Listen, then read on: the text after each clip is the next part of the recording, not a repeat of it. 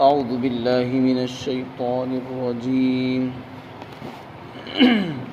بسم الله الرحمن الرحيم ألف لام ميم غلبت الروم في أدنى الأرض وهم من بعد غلبهم سيغلبون في بضع سنين لله الأمر من قبل ومن بعد ويومئذ يفرح المؤمنون بنصر الله ينصر من يشاء وهو العزيز الرحيم وعد الله لا يخلف الله وعده ولكن أكثر الناس لا يعلمون ظاهرا من الحياة الدنيا وهم عن الآخرة هم غافلون الف لام میم۔ رومی لوگ مغلوب ہو گئے زمین کے قریبی حصے میں، اور وہ اپنے مغلوب ہونے کے بعد ان قریب چند سالوں کے اندر ہی غالب آ جائیں گے، اور اللہ ہی کے لیے اختیار ہے پہلے بھی اور بعد میں بھی، اور اس دن ایمان والے خوش ہوں گے اللہ کی مدد سے۔ اللہ جس کی چاہتا ہے مدد فرماتا ہے، اور وہ زبردست ہے، رحم والا ہے۔ اور اللہ نے یہ وعدہ فرمایا ہے، اللہ تعالیٰ اپنے وعدے کے خلاف نہیں فرماتے ہیں، لیکن اکثر لوگ علم نہیں رکھتے ہیں، وہ دنیاوی زندگی کے ظاہری رخ کو جانتے ہیں اور آخرت سے وہ غافل ہیں۔ یہاں سے سورہ روم شروع ہو رہی ہے۔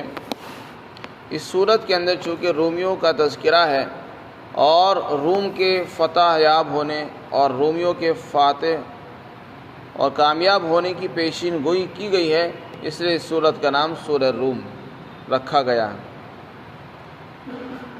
روم اور ایران یہ اس زمانے کی بڑی سلطنتیں ہوا کرتی تھی۔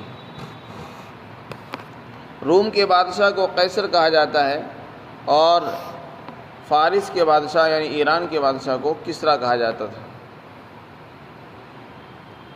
جب مسلمان مکہ مکرمہ میں رہتے تھے تو اس زمانے میں ایران اور روم کے درمیان جنگ اور تنازع کی نوبت پیش آ گئی۔ چنانچہ ایران کے جو لوگ تھے وہ مشرک تھے، اور مکہ کے لوگ بھی مشرک ہی تھے، اور رومی لوگ اہل کتاب یعنی یہود اور عیسائی تھے، آسمانی کتاب وہ رکھتے تھے۔ جب ان کے درمیان جنگ کی نوبت آئی تو جنگ کی نوبت آنے کے بعد رومی لوگ ہار گئے اور ایران والے یعنی فارسی لوگ وہ جیت گئے۔ اس سے مسلمانوں کو رنج ہوا اور کافروں کو خوشی ہو گئی۔ کافروں کو خوشی اس بات پر ہوئی کیونکہ کافر مکہ کے جو مشرک تھے وہ خود بھی کافر تھے، اور ایران کے لوگ وہ بھی کافر تھے، تو ایک کافر دوسرے کافر کی فتح سے خوش ہوتا ہے۔ اور مسلمانوں کا رنج اس بنیاد پر ہوا کہ مسلمان بھی اہل کتاب ہیں، یعنی ان کو اللہ نے آسمانی کتاب دی ہے، اور رومی لوگوں کو بھی اللہ نے آسمانی کتاب عطا فرمائی تھی۔ تو جب وہ ہار گئے تو مسلمانوں کو اس سے رنج ہوا۔ اس پر مکہ والوں نے یہ طنز کیا کہ جیسے دیکھو تم بھی اہل کتاب ہو، تمہارے پاس بھی آسمانی کتاب ہے، ان کے پاس بھی آسمانی کتاب ہے، آج مشرک اور اہل کتاب کا مقابلہ ہوا تو وہ ہار گئے اور مشرکین جیت گئے ہیں، اسی طرح کل کو ہم بھی تم پر غالب آئیں گے اور تم ہار جاؤ گے، ہم جیت جائیں گے۔ اس سے مسلمانوں کو زیادہ رنج ہوا کہ یہ تو کیسے کیسے نتیجے نکال رہے ہیں۔ اس پر اللہ تعالیٰ نے یہ آیت شریفہ نازل فرمائی اور اس میں تسلی بھی دی، مسلمانوں کے لیے بھی تسلی دی ہے، اور آئندہ کے لیے پیشین گوئی فرما دی، اللہ کی مدد آئندہ نازل ہوگی، اور یہ بتا دیا کہ جیت اور ہار یہ سب اللہ کے اختیار سے ہوتی ہے۔ ہار جیت کا تعلق اللہ کے قبضے میں ہے۔ اللہ جب چاہتے ہیں جس کو چاہتے ہیں جیت عطا فرماتے ہیں اور اس کو کامیابی عطا فرماتے ہیں، جب چاہتے ہیں شکست یعنی ناکامی عطا فرما دیتے ہیں۔ تو اس وقت رومیوں کو ہار ہو گئی، ناکامی ہوئی، اور ایران والوں کو فتح ہو گئی۔ اللہ تعالیٰ نے فرمایا کہ ان قریب کچھ ہی سالوں کے اندر دوبارہ سے اس کا الٹا ہوگا، ایران والے ہار جائیں گے اور رومی لوگ ان پر غالب آ جائیں گے، اور جب رومیوں کو غلبہ ہوگا تو مسلمانوں کو فطری خوشی ہوگی، کیونکہ یہ بھی اہل کتاب ہے، وہ بھی اہل کتاب ہیں، اور مسلمانوں کو اس بنیاد پر بھی خوشی ہوگی کہ پھر اللہ کی طرف سے اور مددیں ان پر نازل ہوں گی۔ چنانچہ بعد میں چل کر پھر اللہ کی طرف سے اور مددیں آنی شروع ہوئی۔ چنانچہ غزوہ بدر ہوا، اس میں مسلمانوں کو فتح ہوئی، اور پھر اور دوسری فتوحات کے دروازے کھلتے چلے گئے۔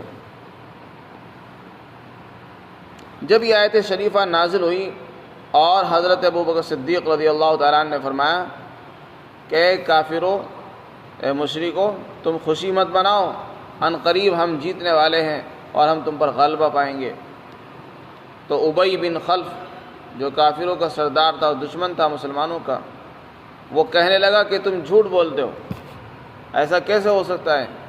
ایران والے طاقتور ہیں اور رومی کمزور ہیں، یہ جو تم کہہ رہے ہو یہ غلط کہتے ہو۔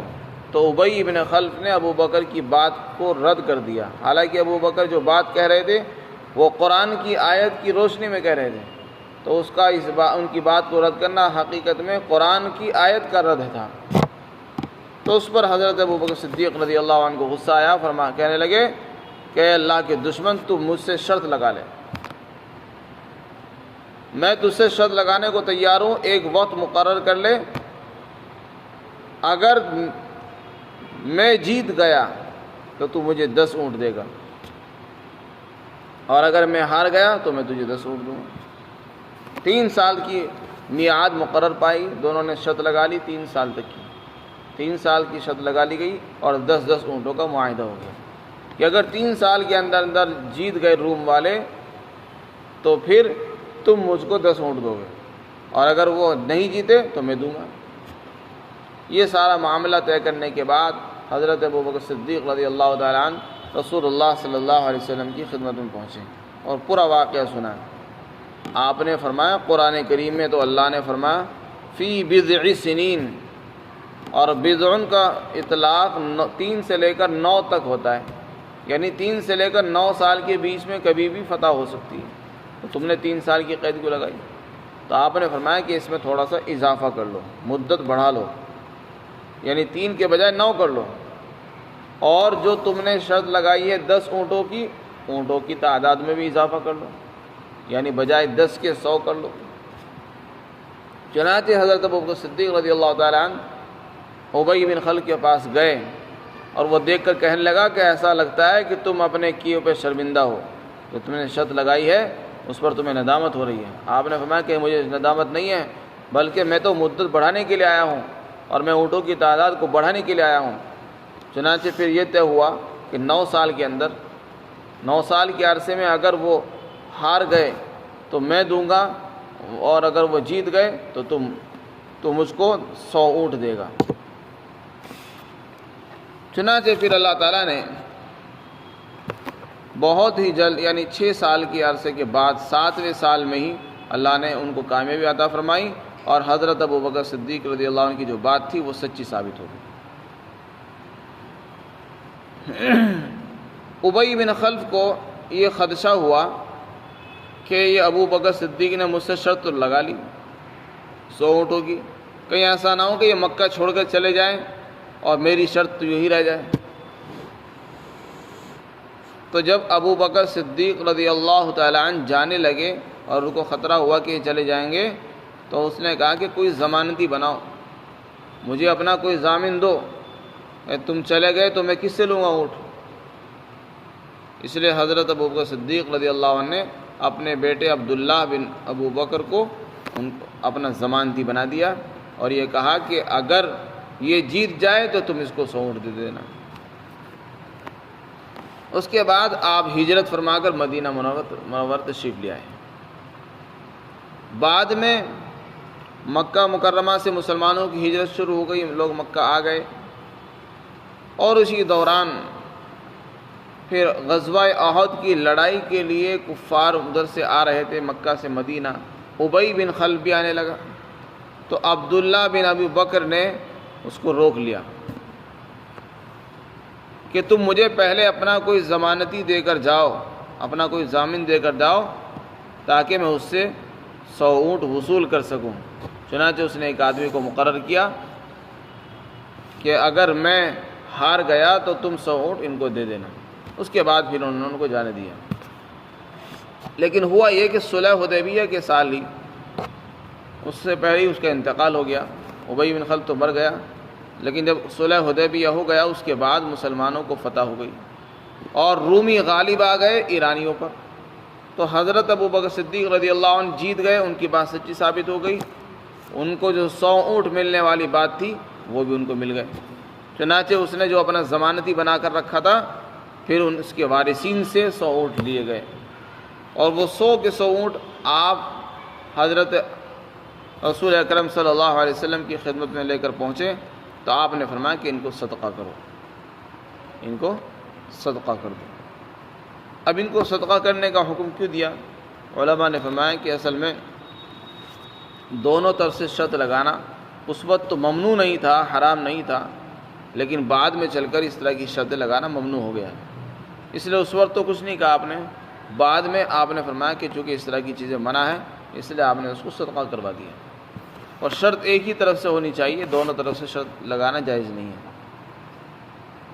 پھر آگے اللہ تعالیٰ نے فرمایا کہ اس دن مسلمانوں کو بھی خوشی ہوگی۔ اس میں اللہ تعالیٰ نے مسلمانوں کے لیے پیشین گوئی فرما دی کہ جب رومیوں کا غلبہ ہوگا تو مسلمانوں کو بھی خوشی ہوگی۔ اب مسلمانوں کی خوشی تو یہ ہے کہ وہ بھی اہل کتاب ہیں، وہ بھی اہل کتاب ہیں۔ ایک اہل کتاب کو دوسرے کی خوشی سے خوشی ہوتی ہے، اور مسلمانوں کی خوشی کی اس میں پیشین گوئی بھی ہو سکتی ہے کہ مسلمانوں کو اس زمانے میں فتح ہوگی۔ چنانچہ اسی زمانے میں غزوہ بدر میں اللہ نے کامیابی عطا فرمائی، پھر حدیبیہ کے اندر اللہ نے مسلمانوں کو فتح عطا فرمائی، اور اسی طرح مکہ فتح ہوا وغیرہ۔ مکہ اسی کے 1-8 سال کے بعد ہی مکہ فتح ہو گیا، اور اس میں مسلمانوں کو اللہ تعالیٰ نے کفار مشرکین قریش پر بھی اللہ نے غلبہ عطا فرما دیا۔ تو اس طریقے سے رومیوں کا فارسیوں پر غلبہ ہو گیا، اور ادھر مسلمانوں کا قریش پر غلبہ ہو گیا، اور یہ سب کچھ اللہ کی مدد سے ہوا۔ اللہ جس کی چاہتا ہے مدد کرتا ہے، اس لیے اللہ نے فرما دیا کہ اللہ کے لیے ہی اختیار ہے، اختیار سارا اللہ ہی کو ہے، ہار اور جیت کا۔ پھر اس کے بعد اللہ تعالیٰ نے ارشاد فرمایا کہ اللہ کا یہ وعدہ ہے، اور اللہ اپنے وعدے کے خلاف نہیں فرماتے۔ اللہ نے جو وعدہ کر لیا ہے کہ رومی لوگ غالب ہوں گے، یہ اللہ کا وعدہ اس کے خلاف ہو ہی نہیں سکتا۔ چنانچہ ایسا ہی ہوا، بعد میں چل کر ابی بن خلف کی بات جھوٹی ثابت ہوئی اور ابوبکر سچے ثابت ہو گئے۔ وَلَكِنَّ أَكْثَرَ النَّاسِ لَا يَعْلَمُونَ۔ اس کے بعد اللہ تعالیٰ نے فرمایا کہ اکثر لوگ نہیں جانتے ہیں، علم نہیں رکھتے ہیں، بلکہ جاہل ہیں، اللہ کے وعدوں پر یقین نہیں رکھتے، اللہ کی طاقت پر، اس کی قدرت پر، اس کی صفات پر یقین نہیں رکھتے ہیں، اس کی ذات کی معرفت ان کو حاصل نہیں ہوتی، اس لیے وہ اس طرح کی باتیں کرتے ہیں۔ حالانکہ ہونا تو یہ چاہیے، جب اللہ نے قرآن میں یہ آیت نازل کر دی اور پیشین گوئی فرما دی، پہلی خبر دے دی، تو ابی بن خلف جیسے منافق اور کافر کو بھی کہہ دینا چاہیے، لیکن اسے چونکہ اللہ پر یقین نہیں تھا، قرآن پر یقین نہیں تھا، اس لیے اس نے اس وعدے کو جھوٹا قرار دے دیا۔ آگے اللہ رب العزت فرماتے ہیں کہ جاہل کون ہیں؟ جاہلوں کی تعریف بیان کی کہ جاہل لوگ وہ ہوتے ہیں جو اللہ سے غافل ہیں، آخرت سے غافل، جن کو اللہ کی معرفت حاصل نہیں ہے، اور دنیا کے بارے میں ایک ایک چیز جانتے ہیں، دنیا کی معلومات انہیں حد سے زیادہ ہیں، لیکن اللہ کون ہے، اللہ کی طاقت کیا ہے، اس کی کیا صفات ہیں، اور آخرت میں کیا ہونا ہے، اس کے بارے میں انہیں کوئی یقین نہیں، نہ کوئی خبر ہے۔ تو اس سے معلوم ہوا کہ حقیقی علم عالم وہی ہے جس کو اللہ کی معرفت حاصل ہو، وہی عالم کہلانے کے لائق ہے، اور جس کو اللہ کی معرفت حاصل نہ ہو، صفات کو جانتا نہ ہو، اللہ کی قدرت کا یقین اس کو نہ ہو، تو وہ عالم نہیں، وہ جاہل ہے، وہ پڑھ لکھ کر بھی جاہل ہے۔ تو اس سے پتہ چلا کہ جو لوگ دنیاوی معلومات تو خوب رکھتے ہیں، نئی نئی تکنیکات جانتے ہیں، ٹیکنالوجی بھی جانتے ہیں، سب کچھ جانتے ہیں، ان ساری چیزوں کے ہوتے ہوئے لیکن اللہ کا یقین نہیں، اللہ کا انکار کر رہے ہیں۔ دنیا کے ایک ایک علم کو جانتے ہو تو وہ پڑھ لکھ کر بھی عالم نہیں ہو کہلا سکتے۔ عالم کون ہے؟ جو اللہ کو جانتا ہے، اسی لیے قرآن میں فرمایا انما یخشی اللہ من عبادہ العلماء، اللہ سے علماء ہی ڈرتے ہیں۔ اللہ سے وہی ڈرے گا جس کو اللہ کی قدرت کا، عظمت کا یقین ہے۔ جو اللہ کی طاقت کو جانے گا وہی تو ڈرے گا، اور جو اللہ کا انکار کر رہا ہے وہ کیسے ڈر لے گا؟ وہ تو یہ کہے گا بس میرا سامان، میری دنیا، میرا مال، بس یہی سب کچھ ہے اور یہی میری کائنات ہے، یہی میری نجات ہے۔ اسی طرح قرآن کریم میں دوسرے موقع پر فرمایا عقل مند لوگ وہ ہیں جو کھڑے کھڑے، بیٹھے بیٹھے اور لیٹے لیٹے اللہ کو یاد کرتے ہیں، اور اللہ کی بنائی ہوئی مخلوقات کے اندر غور و فکر کرتے ہیں، غور و فکر کر کے اللہ کو پہچانتے ہیں۔ زمین اور آسمان کی بناوٹ میں، چاند ستاروں کی پیدائش میں، دریاؤں کی اور پہاڑوں کی تخلیق کے اندر غور و فکر کر کے اللہ کی قدرت کو جانتے ہیں اور سمجھتے ہیں، تو یہ لوگ عالم ہیں، یہی لوگ عقل والے ہیں، یہی لوگ علم والے ہیں۔ اسی لیے قرآن میں فرمایا قل هل يستوي الذين يعلمون والذين لا يعلمون انما يتذكر اولو الالباب، آپ کہہ دو کیا جاننے والے اور نہ جاننے والے برابر ہو سکتے ہیں؟ پھر آگے فرمایا عقل والے لوگ ہی نصیحت حاصل کرتے ہیں، جن کے پاس عقل نہیں ہے وہ نصیحت نہیں حاصل کرتے ہیں۔ ان ساری آیات سے پتہ چلتا ہے کہ اگر کسی آدمی کو دنیا کی ساری تعلیمات مل جائے، دنیا کے تمام فنون میں ماہر ہو جائے، وہ کتنا ہی بڑا سائنسداں کیوں نہ ہو، لیکن اگر اس کو اللہ کی معرفت حاصل نہیں ہے، آخرت پر اس کا یقین نہیں ہے، اللہ کی صفات کا وہ انکار کرتا ہے، تو وہ پکا جاہل ہے، وہ عالم نہیں، وہ جاہل ہے۔ اللہ کے نزدیک عالم وہ ہے جو اس کو اللہ کی معرفت حاصل ہو۔ اللہ تعالی ہم سب کو عمل کی توفیق عطا فرمائے۔